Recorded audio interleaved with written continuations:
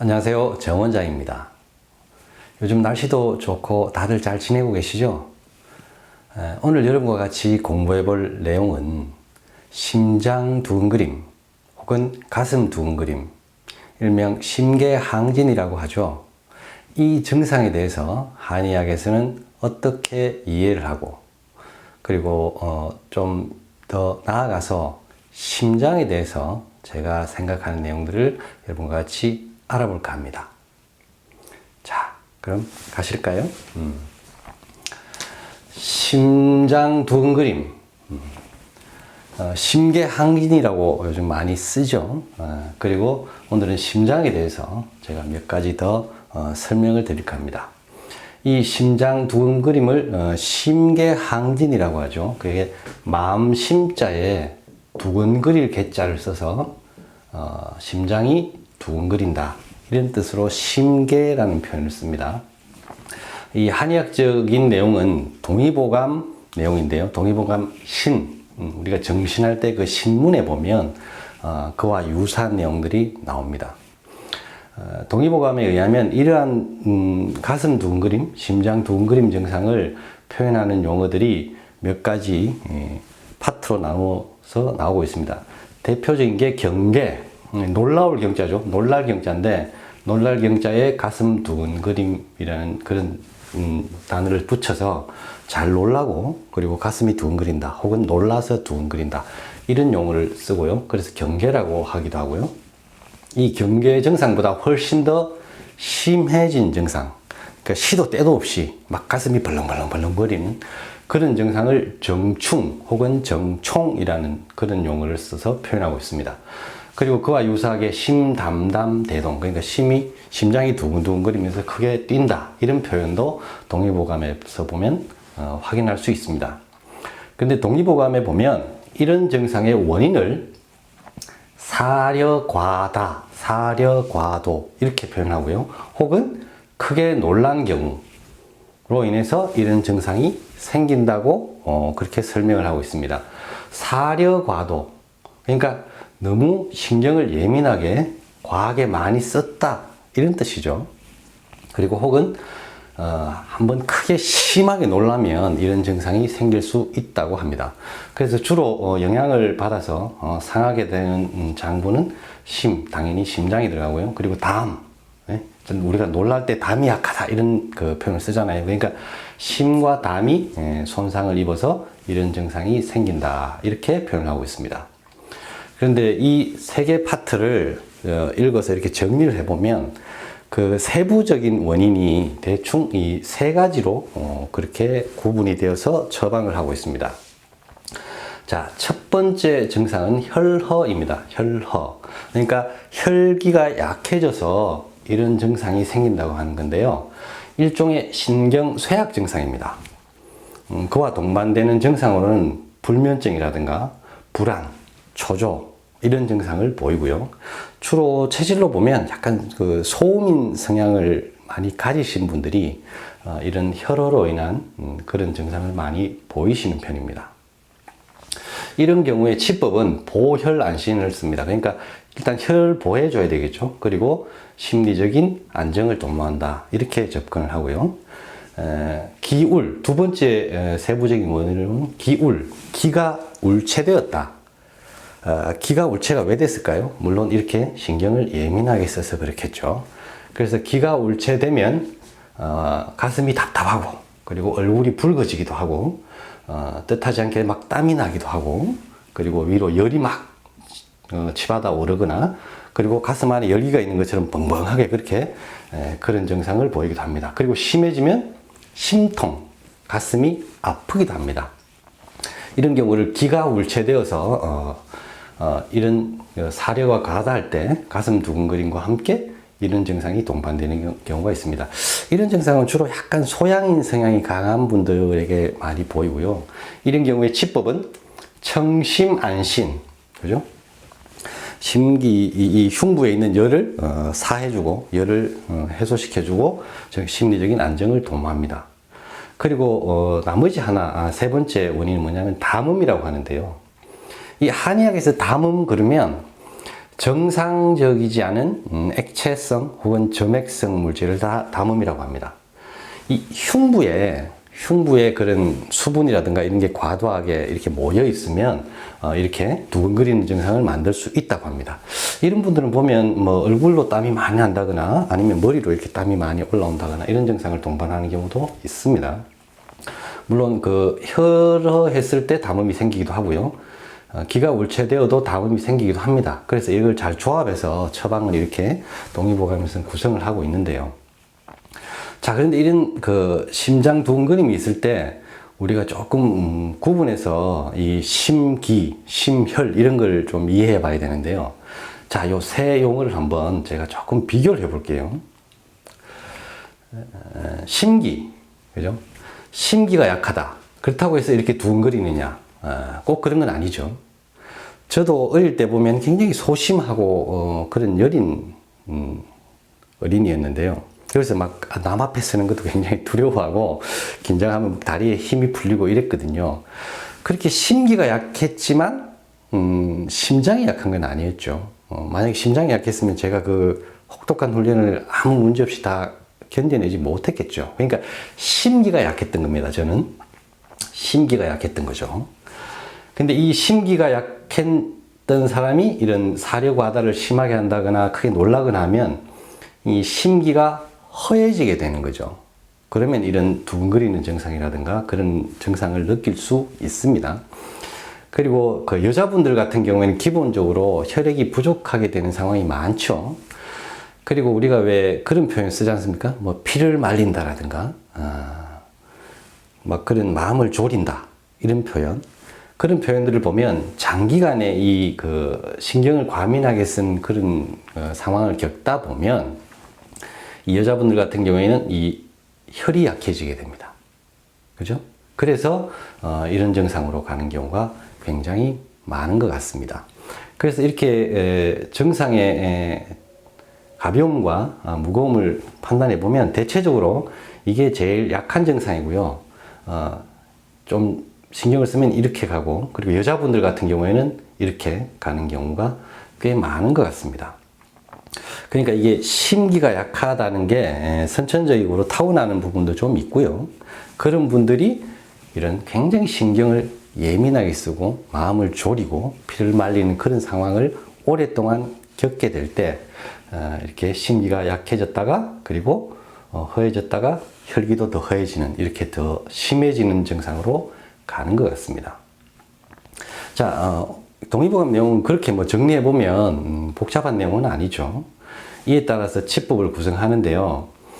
사실 이런 약재를 알려드리는 게 조금 우려는 됩니다. 왜냐하면은 아무래도 한약재들은 우리가 반찬으로 먹는 그런 약재들도 있어서 그렇게 위험하지 않은 약재도 있긴 하지만, 여러분들이 임의로 그렇게 따려서 드시거나 하면 문제가 생길 수도 있거든요. 그래서 가급적이면 가까운 한의사한테 조금 조언을 구하시고요.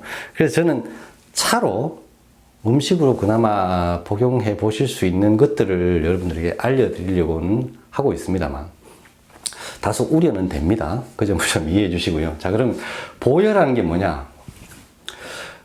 오늘 제가 지금 아침에 시골에 가서 모친 댁에서 자고 나왔는데요.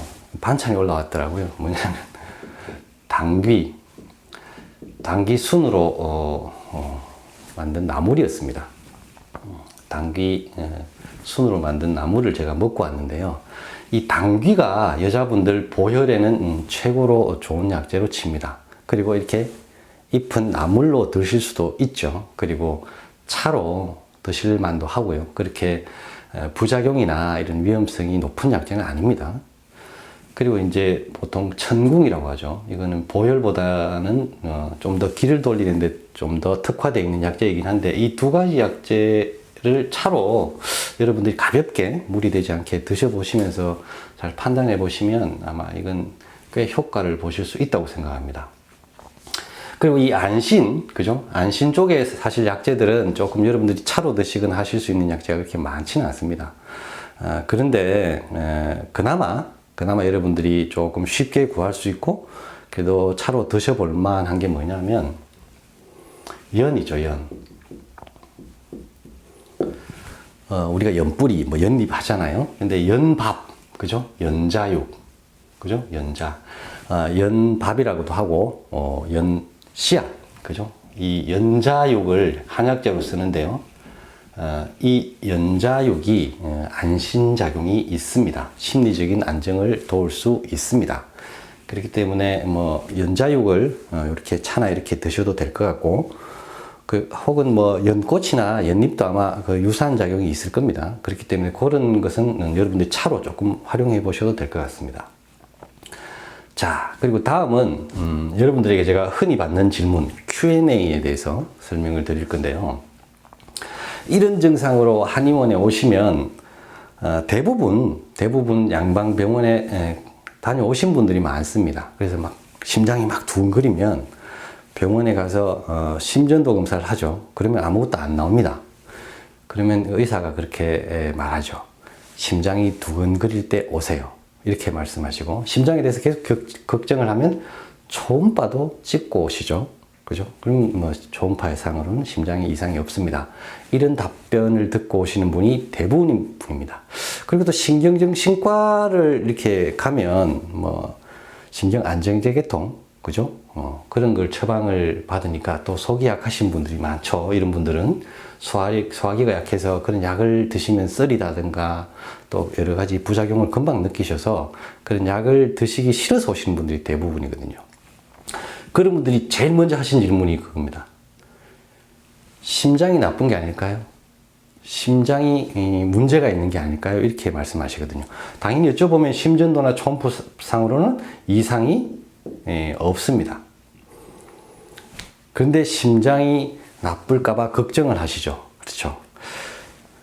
심장이 약해졌다고는 볼 수 있지만 당장 크게 문제가 될 만큼 심장이 나쁘거나 문제가 있는 것은 아닙니다. 그러니까 그 부분은 조금 편하게 생각하셔도 됩니다.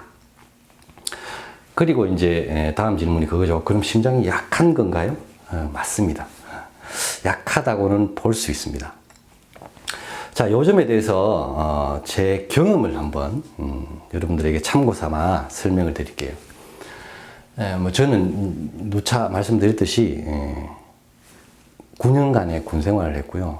그래도 나름은 훈련이 강하다는 육군사관학교에서 훈련을 받으면서 단 한 번도 낙오하지 않았습니다. 그러니까 심기가 약한 어린이 그리고 뭐 청년이긴 했지만 그 뭐 20km 마라톤도 뛰어봤고 거의 뭐 뛰는 게 걷는 것만큼 편할 만큼 많이 뛰고 했었거든요. 그런 경우에 단 한 번도 심장에 어떤 불편함을 느껴본 적이 없습니다. 물론 수영도 200m는 최소 패스를 해야 이게 성급이 되거든요. 그러니까 뭐 온갖 갖가지 훈련, 혹한 상황, 뭐 겨울이고 여름이고 뭐 여러 훈련을 다 뛰어봤지만 한 번도 심장 자체에 어떤 불편함이나 무리를 한 번도 느껴본 적이 없거든요. 9년 동안. 그리고 기초 체력이 제 생각에는 한 10년은 간 것 같습니다. 그 뒤부터는 계속 뭐 도서관이나 학교 생활을 했거든요. 그리고 뭐 한의대 가서도 거의 도서관에서 살다시피 하고 뭐 수업을 거의 99.9% 성실하게 들었기 때문에 앉아 있거나 걷는 생활이 대부분이었죠. 뭐 따로 시간을 내서 운동을 한다거나 할 그 마음의 여유가 없었습니다. 제가 생각해 보면 본과 3학년, 4학년 때까지는 그래도 그 체력이 남아 있었던 것 같습니다. 그래서 그 대구 한의대 그 앞에 보면 앞산 끝자락에 고산골이라고 있는데요. 거기를 뛰어서 거기 제일 위에 가면 항공통제센터가 있습니다. 그렇죠? 여객기를 통제하는 센터가 있는데 그까지 거의 뛰어서 올라갈 수 있을 정도의 체력이 거의 한 10년은 유지됐던 것 같아요. 약해지긴 했지만. 그런데 이제 언제 제가 충격을 받았냐 하면 제가 개원을 하고 몇 년 계속 또 스트레스를 받으면서 병원을 했겠죠. 하다가 우연히 한 7년인가 좀 전인 것 같은데 대구 그 상인동에 보면 예전에 그 상인동 가스 폭발 사고 난 기념탑 있고 한 그 뒤에 산이라고는 참 부르기 못한 조금 약간 높은 언덕이 있거든요. 거기를 제가 토요일 오후에 그 어떤 약속 시간에 너무 일찍 가서 시간이 남아서 한번 이렇게 올라가 보자 해서 올라갔거든요. 근데 솔직히 말씀드리면 너무 충격을 받아가지고 제가 그때 진짜 등골이 오싹하다는 그런 기분을 처음 느꼈습니다. 왜냐하면 제가 올라가는데 막 가슴이 막 쿵쾅거리면서 이게 터질 것 같고 막 땀이 비 오듯 하고 그래서 심장이 왜 이러지? 심장이 이게 미쳤나? 막 이런 생각을 했었거든요. 그래서 막 겨우겨우 쉬어 막 가면서 그 언덕 위에 올라가서 앉아서 여러 가지 생각을 했습니다. 아, 내가 너무 많이 약해졌구나. 그리고 이렇게 가다가는 정말 큰일 나겠다. 라는 생각을 하고, 그때 이제 정신을 바짝 차리고, 시간을 만들어서 그다음부터는 운동을 시작했거든요. 한 두세 달은 사실은 꽤 고생을 했습니다. 제가 그다음부터 이제 산악회 따라서 등산도 다니고 했는데, 정말 민망할 정도로, 뭐, 외모를 하고 있는 거 보면, 막 산에서 살다 내려온 사람처럼 어디 뭐 산장직이나 산 사람처럼 보이는데 그 막 매주 산행을 다니시는 그 60 넘으신 노인분들 혹은 그 중년 여성분들 이렇게 가는데 도저히 따라갈 수가 없더라고요. 그래서 10걸음 걷고 좀 안정시키고 10걸음 걷고 안정시키고 처음에는 이랬거든요. 그래서 이제 쉬면서 계속 그 등산을 계속 다녔는데 한 2, 3개월 하니까 이 심장 기능이 예전에 한 70% 정도는 올라오는 것 같더라고요. 그래서 한 3개월쯤 지나니까 그다음부터는 뭐 심장의 부담을 확실히 덜 느끼고, 그래서 지금은 사실은 예전 체력을 많이 회복해서 한 1500m 이렇게 산을 제가 그 제 스피드로 올라가도 전혀 심장의 부담을 느끼지 않습니다. 제가 산을 굉장히 좀 빠르게 타거든요. 원래 촌놈이기도 하고 군 생활하면서 그 전방에 산에 있었기 때문에 산을 굉장히 많이 탔기 때문에 산을 좀 빨리 타는 편입니다. 그래서 이제 지금 그런 스피드로 타도 심장에 별로 부담을 못 느낍니다. 그래서 제가 그때 느낀 게, 이 심장도 훈련이 필요하고 운동이 필요하다. 이걸 제가 지금 그 당시에 직접 몸소 겪었거든요. 굉장히 충격적인 경험이었습니다. 심장이 터질 것 같아가지고 이게 진짜 정말 심장이 미쳤나라는 생각이 들 정도로 막 쿵쾅거리고 막 조여오고 이래가지고 그때 진짜 등골이 오싹했던 경험이 있습니다. 자, 제가 이런 경험을 했는데요. 자, 그리고 2년 전인가 제 그 친구들의 친구가 수영장에서 수영을 하다가 들어가서 하늘나라로 바로 갔죠. 심장마비로. 그게 뭐냐 하면 그런 상태, 심장이 너무 계속 점진적으로 약해져 있는 상태에서 갑자기 너무 격렬하거나 그런 심장에 부담을 줄 수 있는 그런 운동을 급격하게 하면 이 심장이 과부하로 인해서 멈춰버릴 수도 있습니다. 그렇기 때문에 자신의 체력을 잘 판단한 다음에 점진적으로 활동량을 늘리셔야 되고요.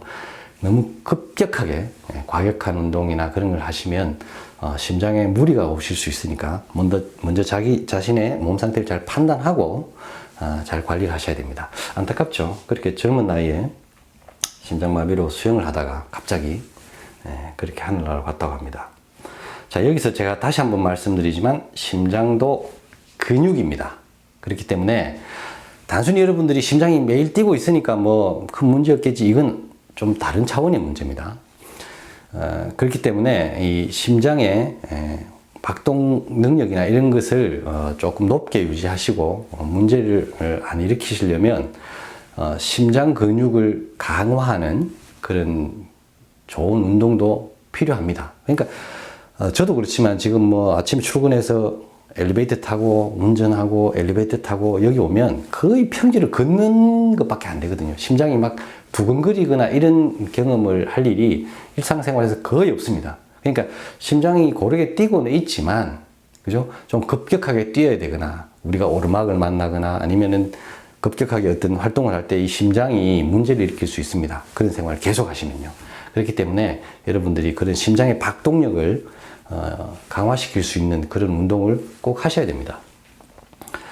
자, 그 다음에 제가 몇 번 말씀드린 적이 있는 것 같은데 심근경색 혹은 협심증, 이건 심장의 관상동맥이나 그런 혈관에 문제가 생긴 경우가 많죠. 그런 경우에 치료가 됩니까? 이렇게 물어보시는 분들이 간혹 있는데요. 됩니다. 환자분들하고 상담을 해보다 보면 느끼는 점이 뭐냐면, 여러분들이 의사의 딱 판단을 무슨 최종 선고를 받으신 것처럼 생각을 하시더라고요. 그러니까 심장이 나쁘다라고 들었으면 이 심장이 죽을 때까지 계속 나쁜 상태로 있는 것처럼 말씀하시더라고요. 그건 아닙니다. 우리 몸은 지금 이 순간에도 계속 그 낡은 세포나 문제가 있는 부분을 고치고 있고요. 심지어는 뼈도 계속 세포를 지금 교체를 하고 있습니다. 제 몸도. 그러니까 여러분들이 생활 습관을 바꾸시고 변화를 주시면 좀 더 좋은 쪽으로 계속 고칩니다. 그러니까 차에 뭐 어떤 파이프가 고장이 나서 이걸 교체하지 않으면 어쩔 수 없다, 이런 것과 몸은 전혀 다릅니다. 몸은 계속 그것을 고치고 바꾸고 하고 있습니다. 그렇기 때문에 여러분들이 충분히 좋게 만드실 수 있고요. 제가 지난번에 소개시켜 드린 책 중에 지방이 범인이라는 책에 보면 굉장히 중요한 사진이 한 장 나옵니다. 자, 제가 그 사진을 캡처해서 띄울게요. 자, 지방이 많은 식단에서 채식 위주의 맑은 식단으로 고치면 심장의 관상동맥, 혈관들이 이렇게 재생되고 좋아진다라는 명백한 증거가 있습니다. 그렇기 때문에 여러분들도 지금까지 만약에 심장 쪽의 혈관이나 그런 부분으로 고생하신 부분이 있다면, 여러분들이 식습관 개선을 하면 혈관은 언제든지 좋아질 수 있습니다. 그러니까 당연히 심근경색, 협심증 이런 부분도 확실하게 좋게 만들 수 있습니다. 그 점을 믿으셔도 좋습니다. 자, 이런 질문들이 저에게 흔히 들어오는 질문들이었고요. 세 번째는 제가 심장과 혈액순환에 대해서 조금 여러분들에게 도움이 될 만한 내용을 몇 가지 설명을 드릴게요. 자, 우리가 생활하다 보면 이렇게 찬 곳, 더운 곳을 막 왔다 갔다 하잖아요. 그죠? 자, 그럼 우리가 굉장히 찬 곳에 있다가, 그러니까 한겨울이겠죠? 한겨울에 이렇게 찬 곳에 있다가 갑자기 더운 곳으로 딱 들어갔다. 그죠? 그러면 어떤 변화가 생길까요? 일시적으로 혈압이 저하되는 현상이 생깁니다. 자, 요 그림을 한번 통해서 설명해 볼까요? 요게 혈관입니다. 그죠? 요게 혈관이고, 요것도 혈관인데, 요거는 우리가 찬 곳에 있을 때, 요것은 더운 곳에 있을 때 혈관입니다. 우리가 찬 곳에 있으면 피부나 말초혈관들이 굉장히 수축을 하죠. 열을 덜 빼앗기기 위해서. 그래서 이렇게 수축을 해 있습니다. 근데 우리가 갑자기 더운 곳으로 딱 들어오면 어떻게 될까요? 그죠? 이렇게 혈관이 늘어나게 됩니다. 그러면 어떻게 돼요? 이 정도의 공간이 생기겠죠. 그러니까 혈압이 확 떨어집니다. 일시적으로. 그래서 어지럽다, 현기증을 느낀다, 이런 증상도 생길 수 있고요. 그리고 일시적으로 공백이 생긴 혈액 부분을 보충하기 위해서 이 심장이 박동을 높입니다. 그래서 심장이 두근거리는 증상을 느낄 수도 있습니다. 그죠? 이러면서 이제 혈압을 다시 올리겠죠. 저하됐다가 그 다음에 다시 이렇게 심장을 팍 박동해서 혈압을 정상화하려고 하는 노력을 하게 됩니다. 그리고 여러분들이 더운 곳에 계시다가 찬 곳에 갑자기 탁 나갔다. 그죠? 그럼 어떻게 될까요? 실내에 있다가 찬 곳에 갑자기 나갔다. 그러면 이 말초 혈관들이 쫙 수축하게 되겠죠. 일시적으로. 그죠? 온도에 대응하기 위해서. 그러면 일시적으로 혈압이 높아지게 됩니다. 심장은 부담을 받게 되죠. 좁아지면서 이게 압이 올라가니까 심장이 더 부담을 받으면서 일시적으로 혈압이 올라가는 증상이 잠깐 생깁니다. 이때 문제는 혈관이 약하신 분들, 특히 뇌혈관이 약하신 분들은 이 뇌졸중이라든가 그런 증상을 겪을 수 있습니다. 그래서 한겨울에 어르신들이 모자를 안 쓰시고 방에서 있다가 갑자기 이렇게 밖에 탁 나가셨을 때 이런 사고가 많이 생기죠. 그래서 이 온도 변화라는 것이 이런 식으로 혈액순환과 심장에 영향을 미치는데요. 이 심장과 말초 혈액순환을 담당하는 이런 혈관들이 튼튼하면 사실은 이런 증상이 덜 생기는데, 약화되어 있을 때는 이런 증상들을 여러분들이 느낄 수 있습니다. 근데 이 혈관은 사실은 밖에 이 층이 근육이지 않습니까? 근육, 그죠? 그리고 혈압약이, 여담으로 말씀드리면 혈압약이 자꾸 이렇게 만드는 혈압약이 있죠. 혈압약 성분 중에 혈관을 이완시켜서 혈관이 피를 담고 있는 그릇, 베슬이라고 하거든요. 의학용어로는. 그래서 피를 담고 있는 그릇이 혈관이기 때문에 이 혈관을 확장시켜서 혈압을 떨어뜨리려고 하는 게 혈압약의 작용이죠. 그래서 혈압약이 계속 이 혈관에 작용을 하면 혈관이 약해질 수밖에 없습니다. 그리고 이 혈관도 2층에 근육이 있기 때문에 결국은 혈관이 탄력을 잘 유지하고 굉장히 신축성을 유지하는 그런 상태를 여러분들이 유지하시려면 운동을 하셔야 됩니다. 그죠? 계속 운동을 해서 혈관의 수축과 팽창을 주기적으로 이렇게 운동하시면 혈관도 건강하게 유지할 수 있고 심장도 건강하게 유지할 수 있습니다. 자, 오늘은 제가 심장 두근거림에 대해서 간략하게 알아봤고요. 그리고 심장에 관련돼서 몇 가지 좀 상식적인 내용들, 건강에 도움이 될 만한 내용들을 여러분들에게 설명을 드렸는데요. 의외로 이 심계 증상, 그죠?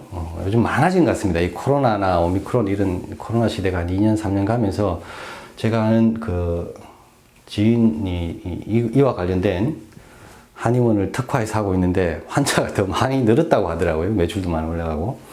시대적으로 이 증상이 더 심해진 것 같은데, 여러분들이 보시면 아시겠지만 이 부분이 상당 부분 양방병명으로 공황장애와 유사한 면이 있습니다.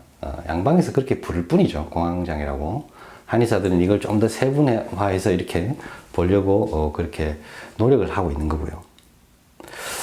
그래서 다음 시간에는 제가 앞에서 한번 잠깐 언급해 드린 적이 있었던 것 같은데, 이 한의학에서 볼 때 스트레스를 어떻게 분석할 수 있는지, 그리고 그와 관련해서 공황장애를 우리가 어떻게 볼 수 있는지에 대해서 제가 한의학적으로 설명을 드리도록 하겠습니다.